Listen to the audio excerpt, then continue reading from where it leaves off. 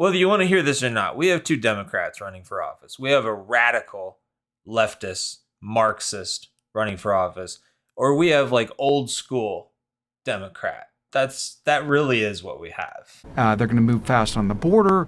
They have So they want to try to pass conservative policy. And the Christian nationalists, who I disagree with as far as the mandate of the church and all that, but from the very beginning, it's like, just create a political party, we'll vote for you. Is a vote for Donald Trump a vote for eliminating Social Security? That's what this commenter was concerned about. This is a video entitled, Charlie Kirk Destroys John Piper's Weak Argument About Voting. You'll want to take a look at that if you haven't already. I'll link that below. John Piper makes some arguments which are basically saying he's not going to choose between Donald Trump or the Marxists. He's not going to make a choice there. He's just going to say, yeah, I don't agree with both. I don't, even one's a complete antichrist agenda. Yeah, I'm just going to not vote for anybody because arrogance is just as bad as murdering babies. That's kind of the summary of it. You can go take a look at the whole thing there. Let's go to the comment section, though. And in the comment section, I received this. I was ready to go to vote for Donald J. Trump until I saw Project 2025. Can you calm me down about this? I am an old woman who is afraid of what the party will do to the elderly and retired. So I had this to say. You can let me know what you think. You can feel free to add in the comments below as well. I said Project 2025 has nothing to do with Trump. It comes from the Heritage Foundation, and Trump says that much of what they believe is extreme. I'm not sure how extreme it actually is, but that is his description. It's over 900 pages, and most people have no clue of what is in it, but just regurgitate whatever they're told. Like MSNBC or CNN or wherever they're getting their info. Propaganda. I don't know I do know that they advocate for abolition of abortion. I support that. Trump is opposed to that. I also know that the Heritage Foundation, the authors of Project 2025, they call for a ban on CRT and gender ideology being taught in public schools. I don't know what the specific fears are being spread, but if it's about Social Security, which I assume that it is, that's the same talking point that Democrats have spread for decades. They said that George W. Bush was going to eliminate Social Security. Trump has continually distanced himself from Project 2025. The biggest issue for Social Security or any program right now is inflation and the state of the economy. The radical left of today, very different than Democrats even 10 years ago, are driving up spending at an unprecedented speed, and every American is feeling it. When you understand the Marxist philosophy of Harris, it's very concerning. I can't even put that word in the comments hardly. YouTube won't even post my replies if I do. Hopefully it's not a problem in the video.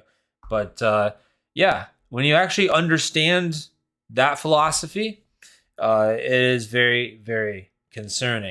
Now, before I say something more about Democrats, reference an Obama clip, and interact with a video about Project 2024, I want to say something else about Social Security, since that's a concern of this commenter.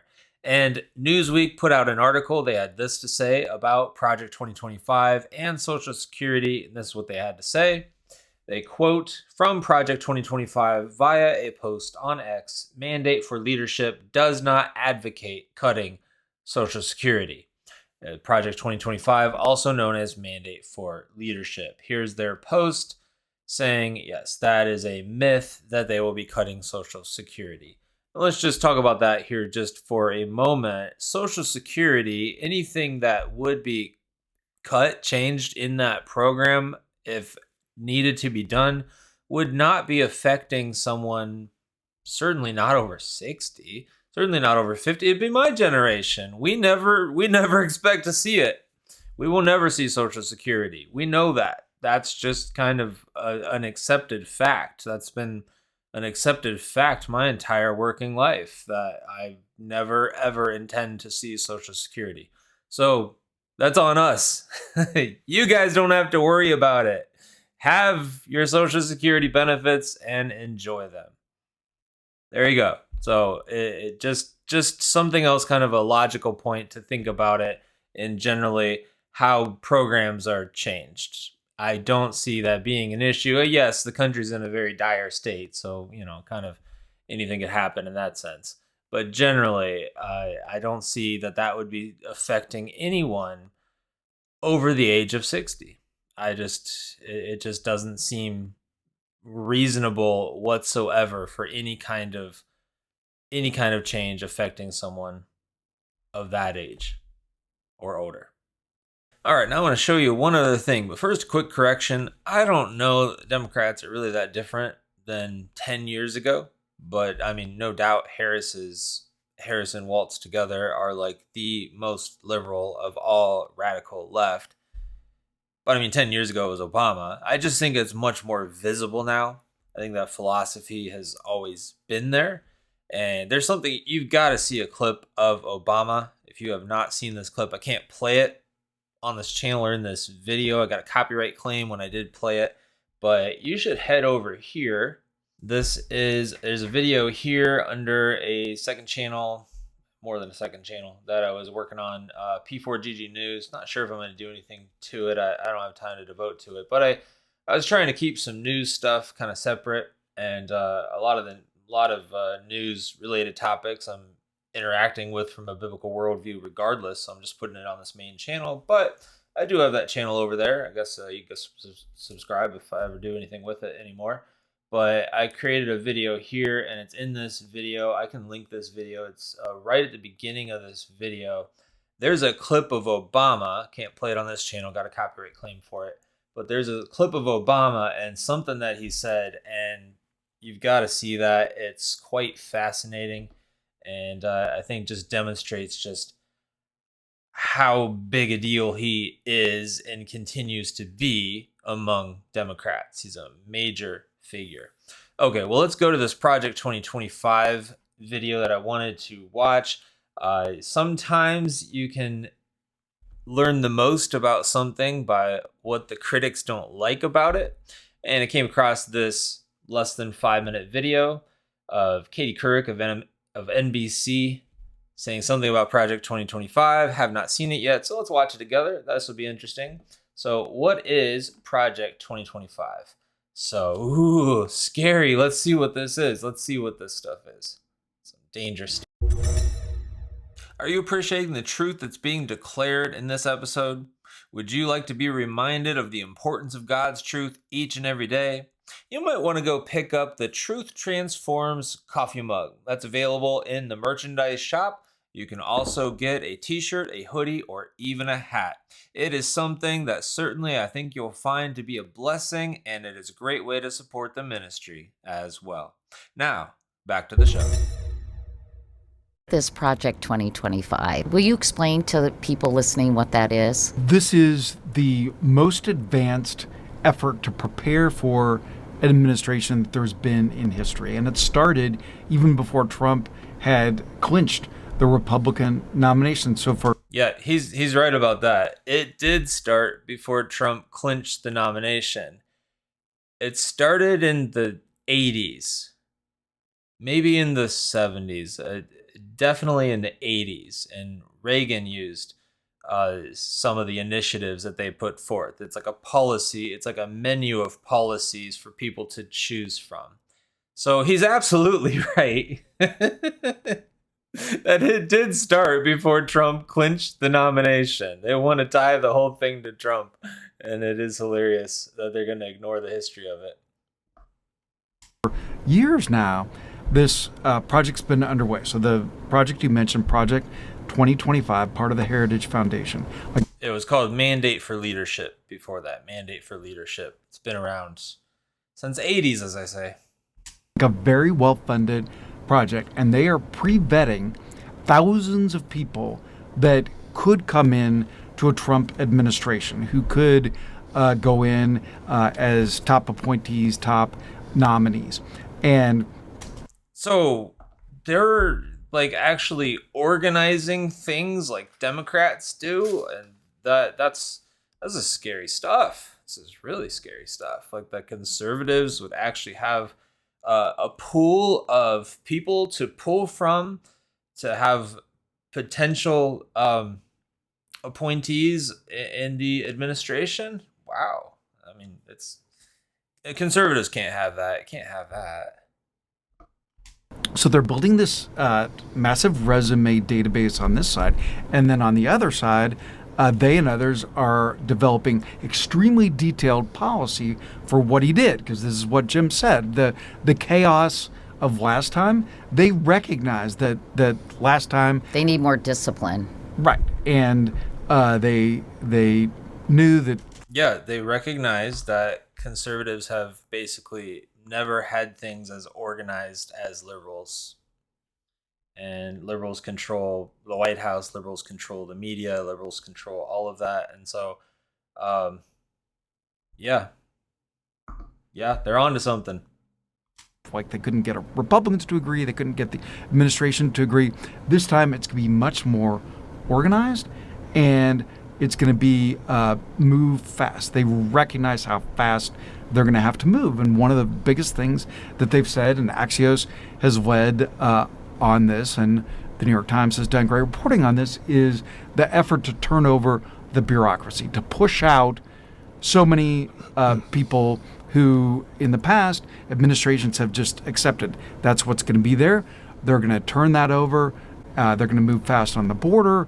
They have and So they want to try to pass conservative policy. This is terrible.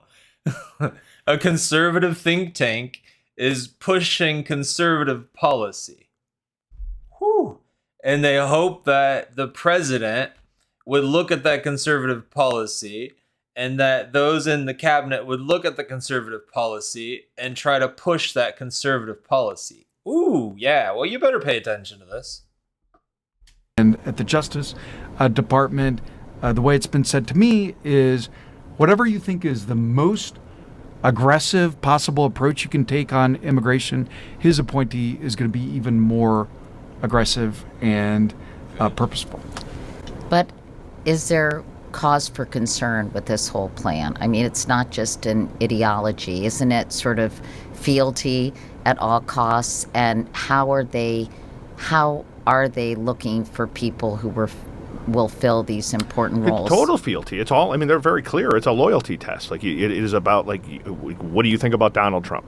And if you can't pass that, you're not going to get into the government. And it's a big deal because we're not talking a couple hundred people. We're talking it could be tens of thousands of people. And the way government operates is you have these obscure agencies that are by design boring and should be boring, and they're staffed by career civil servants, people who have domain expertise. And a rich knowledge base. Rich knowledge base. So, And are all ultra liberal and control the White House. And part of the plan is like, let's eliminate non-elected officials if that's actually possible.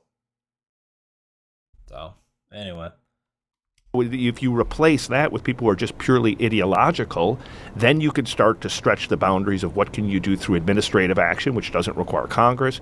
You can also stretch, and they're going to do it. They're going to try to figure out, let's do things that might not be ultimately legal, but let's have the courts render a verdict. Well, they would try to make it legal. They're trying to, I mean, that's the whole point. We're at a point where they're trying, if the Project 2025 being Trump has distanced himself from it, and there are, of course, some overlapping policies, but in terms of like abortion alone, for example, they're for the abolition of abortion, and Trump is continually saying he's opposed to it. And Trump is consistent in that, and the fact that as a lifelong Democrat, he's always been pro-choice, and he continues to be pro-choice. And I don't know why people believed him in 2016 when he suddenly was pro-life. He was, he seemed to shift so that he's kind of pro-life light, I guess. He always has the exceptions there. And he's said that same thing for a long time. So actually, even when he was pro-choice, it was kind of like pro-life, but with exceptions. Like he has interviews where he says you hate to see it happen, but I believe that there's always a choice. And that's like back in the, I don't know, quite some time, young Donald Trump in his 30s saying that. So I mean, he actually is, whether you want to hear this or not, we have two Democrats running for office. We have a radical leftist Marxist running for office, or we have like old school Democrat. That really is what we have in all reality. And because everything has moved so far left. But I also believe that we're going to be under an authoritarian government. I've said that in other videos. I've said that privately for a long time, and I started saying that publicly in the last couple of months, maybe. And I think that it's 100% going to be an authoritarian government because we've gotten to that point of severity in this country. So we're either going to have authoritarianism under Marxism leading to communism, or authoritarianism on a cabinet, an administration that opposes Marxism and upholds free trade and law and order, and maybe rules with too hard of an iron fist. But, you kind of, one or the other is kind of your pick right now. Which king or queen are you voting for? And I certainly can't imagine why anyone would want to vote for the evil of Marxist Kamala Harris.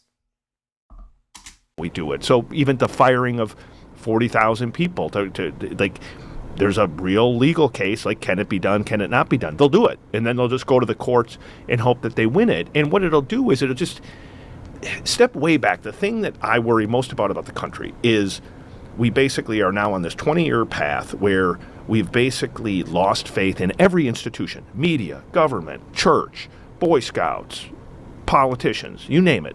And so whenever you have people in a public setting who are continuing to be exceptionally derogatory about government, making everyone think that everyone's on the take, making everyone think that everyone's incompetent, then you don't get the really smart people who might want to come to work to government to make government work. And so you end up with not anarchy, but you basically end up with a bunch of people who just feel like they can't trust anything, and you end up with nothing that unifies all of us. And well, it just shows how the philosophies have come to a head and how divided we are, really, is what we're looking at now.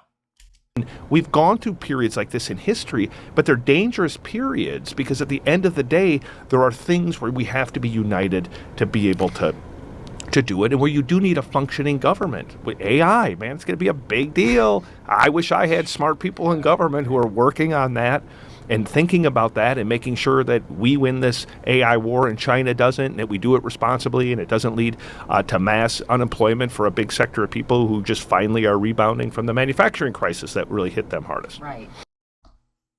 Well, AI is a whole nother discussion. AI is concerning. But I mean, we're dealing right now with an awful lot, and it's like, who's going to get the power? Is it going to be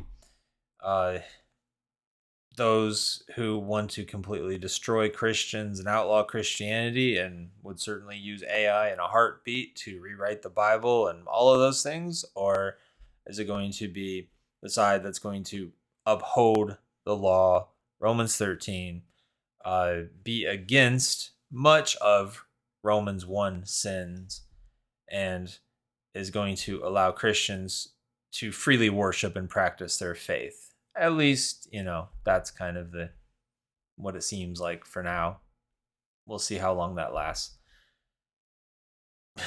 It's pretty easy. I mean, no Christian can vote for evil, aka Democrats. And Project 2025 is not connected to Donald Trump. However, we do hope that there are some policies, conservative policies, that he does use. There's a lot of deportation. There's good economic policy. There's some decent things in there. That there's a reason. There's a rollback stuff, like rolling back everything that's happened over the last 4 years is a whole lot of it, and that's mostly what leftists are afraid of. Is they don't like the rollback idea. That's when you look at the criticism of it, it's constant rollback of this and rollback of that and rollback of that. I'm like, that's what they don't like about it. So, and a lot of the things they'll criticize would be like, and Christian nationalists, because what they define as Christian nationalists is just a Christian that lives out their faith. And the Christian nationalists, who I disagree with as far as the mandate of the church and all that, but from the very beginning, it's like, just create a political party, we'll vote for you. But like, stop saying other Christians don't believe certain things. That's kind of what Project 2025 is in a way. It's kind of like the Christian nationalists actually doing something, rather than just yelling at other Christians and saying that they're stupid and erecting straw men and tearing them down and doing that all day. So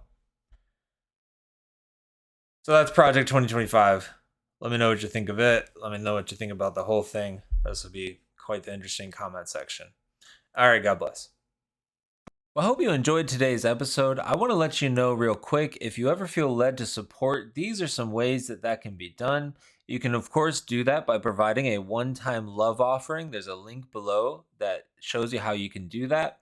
Also, you can visit the merchandise shop and find something that you enjoy, and that would help out as well. And you would also have some merch that you'll definitely like. There's hoodies, t-shirts, coffee mugs, all kinds of merch in there.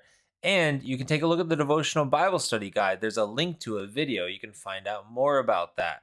Also, if you do decide to visit the merchandise shop, what you're going to find is all kinds of different designs. There you see a few examples. Sermon Fuel, Don't Get Mad at Me, I Just Preach the Bible.